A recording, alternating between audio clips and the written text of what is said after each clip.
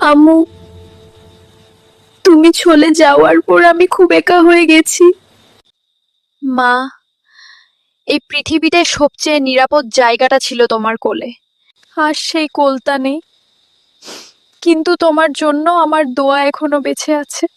হে আল্লাহ, আমি খুব ছোট, খুব দুর্বল আমাদের, কিন্তু তুমি তো সব শুনো। আজ আমি আমার মার কবরের পাশে বসে তোমার কাছে থেকে সমর্পণ করছি। হে আল্লাহ, আমার মাকে তুমি ক্ষমা করে দিও, তার সব গুনাহ তুমি মাফ করে দিও, তার কবরকে তুমি শান্তিতে ভরে দিও।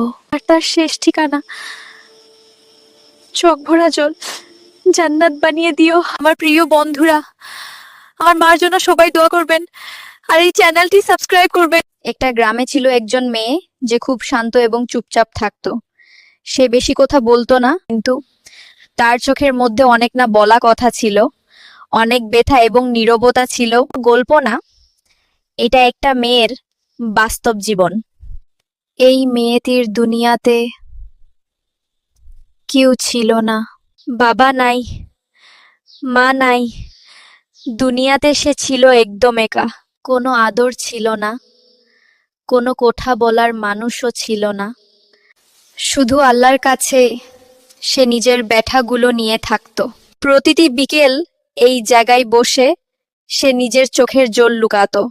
হঠাৎ একদিন একটা ছেলে মেয়েটির সামনে এসে দাঁড়ালো। ছেলেটি নীরবভাবে মেয়েটিকে এক গ্লাস পানি দিল। ছেলেটি জিজ্ঞেস করলো, তুমি এত কাঁদছো কেন?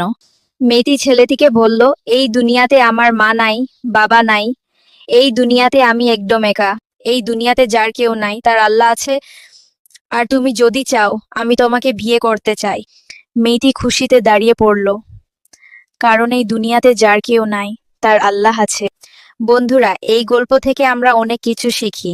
এরকম আরো নতুন নতুন ভিডিও পেতে আমাদের এই ভিডিওতে একটা লাইক দিন আর একটা ছোট কমেন্ট করুন, আর আমাদের চ্যানেলটিকে সাপোর্ট করার জন্য দয়া করে সাবস্ক্রাইব করুন। কে মা তুমি? এই রাস্তায় একা বসে কাঁদছো কেন? আমার বাবা মা কেউ নেই চাচা, কোথাও যাওয়ার কোনো জায়গা নেই। চলো মা, তুমি আমাদের বাড়ি চলো। সত্যি? আপনি কি সত্যি আমাকে আপনার বাড়ি নিয়ে যাবেন? হ্যাঁ মা, আল্লাহ চাইলে আজ থেকে তুই একা না।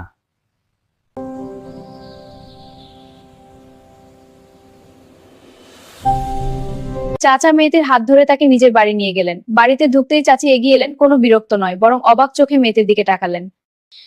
এই মেয়েটিকে শুনো, তুমি ওকে বাড়িতে নিয়ে এসেছো কেন? এই মেয়েটির এই দুনিয়াতে কেউ নেই, তাই ওকে আমি বাড়িতে নিয়ে এসেছি। সেদিনের পর থেকে এই বাড়িতে আর একটা এতিম ছিল না, ছিল শুধু একটা মেয়ে। বছর পেরিয়ে গেল, ভালোবাসায় বড় হলো মেয়েটি। আল্লাহ তোকে সুখে রাখুক মা। রাসূল সাল্লাল্লাহু বলেছেন, আমি আর এতিমের অভিভাবক জান্নাতে এইভাবেই পাশে থাকব। যে মানুষ এতিমের দায়িত্ব নেই, আল্লাহ তার জীবনের দায়িত্ব নিজের হাতে নিয়ে নেন। এই দিন শুধু একটা বিয়ে ছিল না, এই দিন ছিল একটা এতিম মেয়ের জীবনে নিরাপত্তার শেষ নিশ্চয়তা। আগের গল্প থেকে তোমরা কি শিখলে? যদি শিখে থাকো, একবার ভেবে দেখো তোমার জন্য জান্নাতে কি অপেক্ষা করছে। এখন তোমার জন্য আছে জান্নাতের বর্ণনা নিয়ে একটা ভিডিও।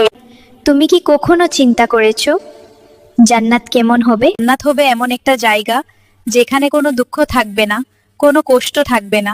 সেখানে থাকবে সুন্দর বাড়ি, সুন্দর বাগান আর চোখ জুড়ানো নিয়ামাত। সেখানে বইবে দুধের নদী, মধুর নদী, যা কোনোদিন শেষ হবে না। আর থাকবে মদের নদী, কিন্তু এটা হবে না এই দুনিয়ার মদের মতো। ওই জায়গায় জীবনের কোনো ভয় থাকবে না, মনের কোনো চিন্তা থাকবে না। সেখানে কোনো চোখের জল থাকবে না, কোনো আলাদা হয়ে যাওয়ার কথা থাকবে না। সেখানে সবাই থাকবে সুখে আর শান্তিতে। এই হলো জান্নাত, আল্লাহর শ্রেষ্ঠ দান। সবাই আমাকে একটু সাপোর্ট করে যেও।